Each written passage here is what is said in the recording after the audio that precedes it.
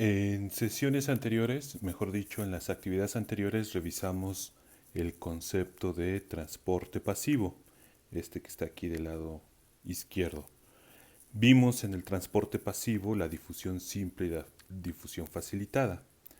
Vimos que se caracteriza el transporte pasivo porque ocurre a favor de un gradiente de concentración, es decir, de mayor concentración de soluto a menor concentración de soluto y no requiere energía, es decir, los solutos se mueven de manera espontánea.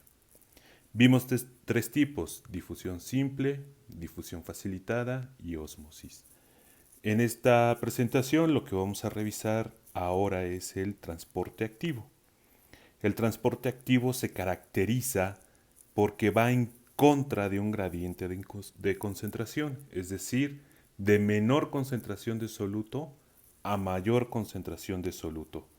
Y eso hace que requiera energía a diferencia del transporte pasivo. Hay dos grandes tipos de transporte activo. Uno que se llama proteínas carrier o bombas, o también bombas transmembranales. Y transporte activo en masa o por vesículas. Vamos a ver cada uno de ellos. Bien, aquí lo que estamos viendo es una imagen que nos muestra las diferencias entre transporte pasivo y transporte activo. Vuelvo a repetir, el transporte pasivo se da a favor de un gradiente de concentración, de mayor concentración de soluto a menor concentración de soluto, como vemos de este lado. El transporte pasivo se da a través de la difusión simple, que es directo a través de la membrana celular, y la difusión facilitada a través de proteínas de canal y las proteínas carrier. El transporte activo, a diferencia del transporte pasivo, se da en contra de un gradiente de concentración. Vean cómo de este lado de la membrana, en el lado externo, hay menor soluto de este tipo y dentro de la célula hay mayor concentración de este soluto. Bueno, el soluto se va a mover de menor a mayor concentración. Y para mover el soluto de menor a mayor concentración se requiere energía. En este caso, la energía que utiliza la célula se conoce como ATP. Entonces, el transporte activo, ya lo mencioné, va en contra de un gradiente de concentración, requiere energía y algo importante es que se da a través de proteínas de transporte.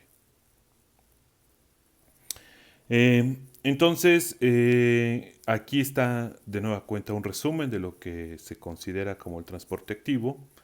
Eh, y quiero resaltar lo siguiente: el transporte activo se da a través de proteínas carrier o bombas transmembranales o bombas de transporte, como lo vamos a ver a continuación. De nueva cuenta, un ejemplo de transporte activo. Vean cómo el soluto se mueve de menor a mayor concentración y utilizando energía, ATP. Sin energía no se puede mover el soluto de menor a mayor concentración. Aquí faltaría dibujar la proteína por donde se va a mover el soluto, porque en el transporte activo se requieren de estas proteínas.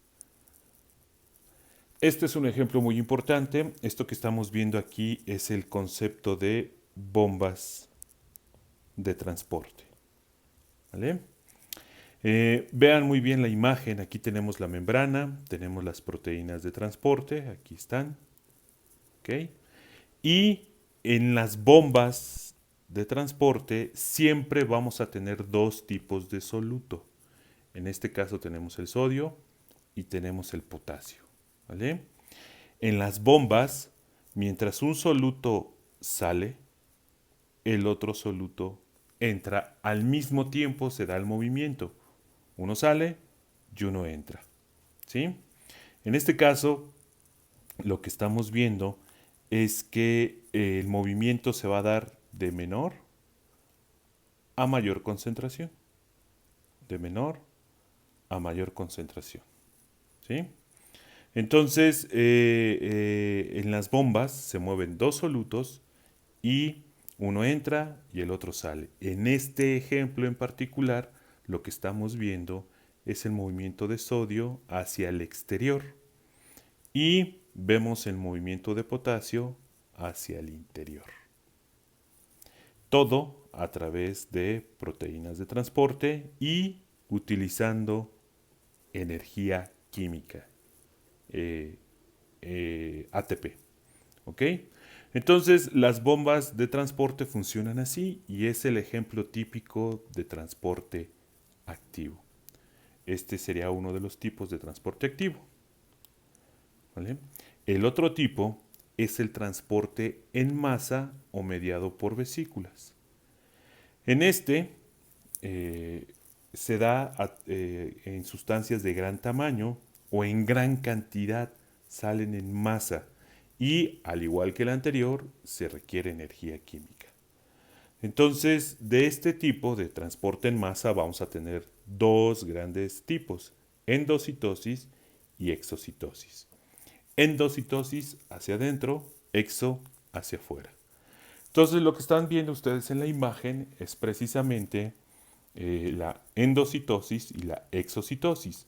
Lo que sucede es que el soluto se coloca en un saco membranal, ¿sí? Se pone como en bolsitas formadas por la membrana y el soluto entra en grandes cantidades o sale en grandes cantidades y además el soluto son moléculas de gran tamaño.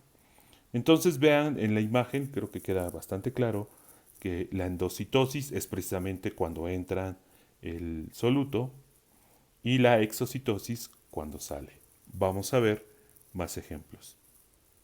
Entonces, dentro de la endocitosis tenemos la fagocitosis. Fago significa comer. Y entonces lo que va a hacer la célula, por ejemplo, aquí estamos viendo un glóbulo blanco, está digiriendo una bacteria, la pone en un saco membranal y después la vuelve, la deshace para después expulsar los restos de la bacteria. Entonces, cuando la bacteria ingresa en un saco de la membrana, se llama endocitosis. Es un tipo de endocitosis, mejor conocido como fagocitosis. Otro ejemplo, seguimos con los ejemplos de fagocitosis. De nueva cuenta tenemos un glóbulo blanco. Vean que la célula detecta las partículas virales, las engloba, las pone en un saco membranal y después utiliza unas estructuras que se llaman lisosomas, que son como el estómago de las células. Hay sustancias químicas que digieren el virus, lo deshacen, lo hacen cachitos y después los desperdicios los expulsa. Esto sería un tipo de exocitosis. Ahorita vamos a ver otros ejemplos. Entonces, otro ejemplo de fagocitosis o una animación ahora para que quede más claro esto de la fagocitosis, que es un tipo de endocitosis. Otro tipo de endocitosis es la pinocitosis. Y la pinocitosis hace referencia a transporte a principalmente moléculas de agua.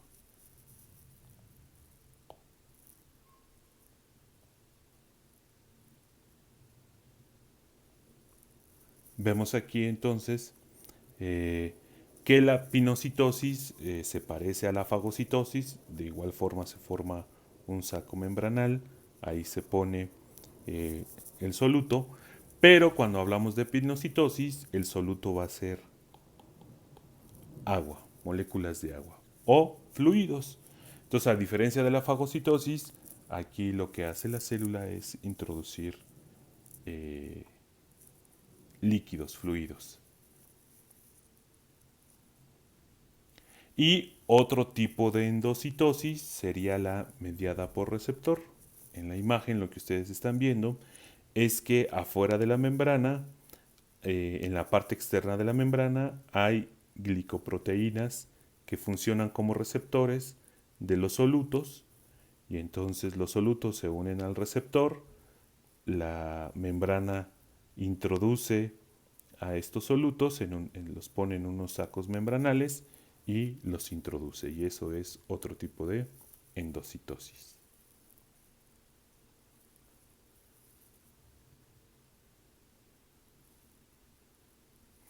Aquí tenemos un resumen de los tres tipos de endocitosis: fagocitosis, pinocitosis y endocitosis mediada por receptores.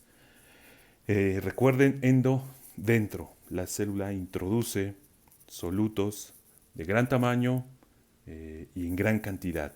Pueden ser partículas sólidas, pueden ser fluidos como moléculas de agua, o pueden ser partículas sólidas, pero primero se unen a receptores y luego ingresan en estas vesículas.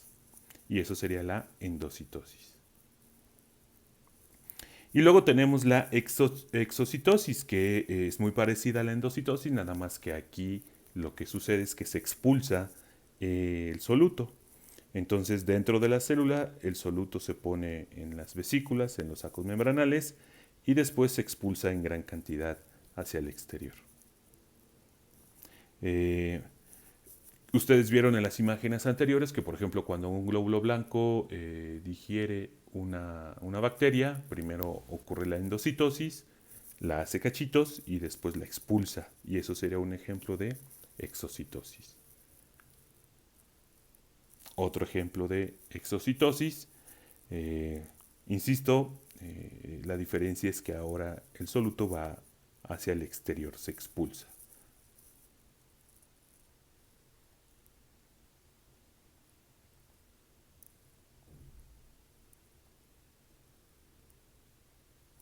Y bueno, aquí pues sería el resumen de los dos tipos de transporte en masa: endocitosis y exocitosis. Entonces, vimos el transporte activo, dos tipos, a través de proteínas transportadoras, que son las bombas transmembranales o bombas de transporte celular, en donde se mueven dos solutos al mismo tiempo, y el transporte en masa, transporte activo en masa, que se da por endocitosis o exocitosis, y como lo que vimos en las imágenes anteriores, la endocitosis se divide en tres: fagocitosis, pinocitosis y endocitosis mediada por receptores.